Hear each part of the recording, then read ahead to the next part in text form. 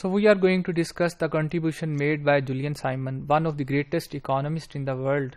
Julian Simon تب آیا تھا جب دنیا اس بات پہ بلیو کرتی تھی کہ وسائل واقعتاً محدود ہیں. لوگوں کے سوچنے کا جو طریقہ کار تھا اس کے پیچھے جو بیک گراؤنڈ یا جو تھنکنگ تھی وہ مالتھس کی تھی یا کلب آف روم کے لوگوں کی تھی, پال ایلرک کی تھی.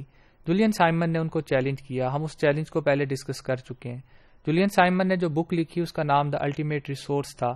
دا الٹیمیٹ ریسورس کا بنیادی مطلب یہ ہے جو کہ آپ کی ٹیکسٹ بک میں بھی شامل ہے, آپ اس کو پڑھیں, بہت اچھی کتاب ہے, انسان کا ذہن روشن کرتی ہے, اس کے الفاظ بہت خوبصورت ہیں.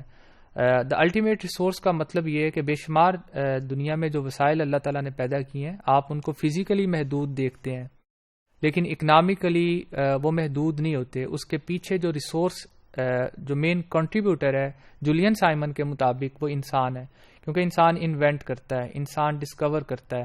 انسان کو جب بھی کسی مسئلے کا سامنا ہوتا ہے جس میں ایک مسئلہ شارٹیج بھی ہے, اکنامک ایشو جس کو آپ کہہ سکتے ہیں, وہ کچھ ایسے سلوشن لے کر آتا ہے کہ اس سلوشن کے بعد وہ مسئلہ ختم ہو جاتا ہے یا وہ انسانوں کی سچویشن پہلے سے بھی بہتر ہو جاتی ہے. تو جولین سائمن نے جو old traditional theory of scarcity تھی جو کہ اکنامکس کی بنیادی ڈیفینیشنز میں شامل ہے کہ we have limited resources and unlimited desires so there is an imbalance we always face the problem of scarcity. ہم قلت کے مسئلے کا ہمیشہ سامنا کرتے رہتے ہیں. جولین سائمن کے مطابق یہ جو قلت ہے یا جو اسکارسٹی ہے یہ ایک شارٹ رن فینومینا ہے اور فزیکلی کسی چیز کی جو اویلیبلٹی ہے, جو اس کا اسٹاک ہے وہ لمیٹڈ ہو سکتا ہے, اکنامکلی نہیں ہو سکتا. اس کی بے شمار اگزامپلس دی جا سکتی ہیں. اس نے بھی اگزامپلس دی ہیں جن کو ہم بعد میں ڈسکس کریں گے. مثال کے طور پہ ہم یہ دیکھتے ہیں کہ 1 لیٹر پیٹرول سے آج سے کوئی 20 سال پہلے یا 30 سال پہلے گاڑی کتنا چلتی تھی. آج کی جو گاڑیاں ہیں وہ 1 لیٹر پیٹرول سے بہت زیادہ چلتی ہیں. تو اس کا مطلب یہ ہے کہ ایفیشنسی کے بڑھنے سے ایکچولی چاہے ریسورسز اتنے ہی ہوں لیکن ایفیشنسی کے بڑھنے سے ان کا یوزیج بڑھ گیا اور آپ یہ کہہ سکتے ہیں کہ یہ زیادہ لمبے عرصے یہی ریسورس چلیں گے.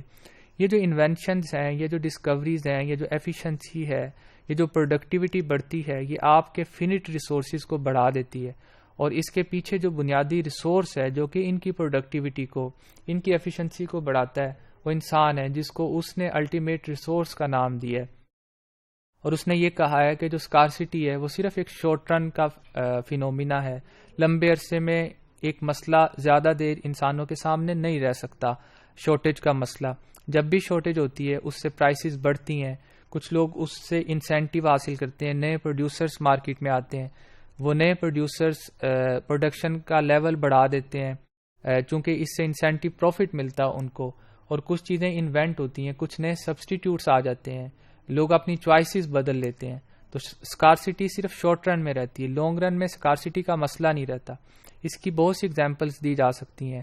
جب کوئلہ دنیا سے نکلتا تھا اور کوئلے کی بڑی اہمیت تھی تو کوئلے سے ریل گاڑیاں چلتی تھیں, انجن چلتے تھے, فیکٹریاں چلتی تھیں, تو لوگوں کو اس بات کی فکر لگی رہتی تھی کہ جب کوئلہ ختم ہوگا تو پھر ہم کیا کریں گے. کوئلہ ابھی پوری طرح ختم نہیں ہوا تھا کہ دنیا سے تیل نکل آیا, اسٹیم سے چلنے والے انجن لوگوں نے بنا لیے, تو اب کوئلہ دنیا میں اس کے ذخائر پہلے سے بہت زیادہ ہوں گے لیکن اس طرح یوز نہیں ہوتا کیونکہ اس کے آلٹرنیٹس آ گئے. اسی طرح تیل کے جو ذخائر ہیں ان کے ٹرینڈز بھی یہ بتاتے ہیں کہ ذخائر بھی بڑھتے جا رہے ہیں, ان کی ریئل پرائسز بھی کم ہوتی جا رہی ہیں, اس کے سبسٹیٹیوٹس مارکیٹ میں آنا شروع ہو گئے ہیں. اب ایسی گاڑیاں جو کہ بیٹری سے چلتی ہیں, ایسی گاڑیاں جو کہ بایو فیول سے چلیں گی, ایسی گاڑیاں آئیں گی جو کہ ہائیڈروجن سے چلیں گی, پانی یعنی کہ ہائیڈروجن کے ذریعے لوگ ایکسپیریمنٹس کر رہے ہیں کہ گاڑیوں کو کیسے چلایا جا سکتا ہے. تو یہ ایفیشنسی انہی ریسورسز کو ایکچولی بڑھا دیتی ہے.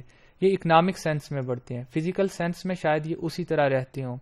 تو جولین سائمن کا جو مین کنٹریبیوشن ہے اس نے تھیوری آف اسکارسٹی کو چینج کیا. اس کے الفاظ بہت خوبصورت ہیں, پڑھنے کے قابل ہیں. اس کے کنٹریبیوشنز کو ہم ان کے الفاظ کے ذریعے ہی ایکسپلین کرنے کی کوشش کریں گے نیکسٹ سلائیڈز میں.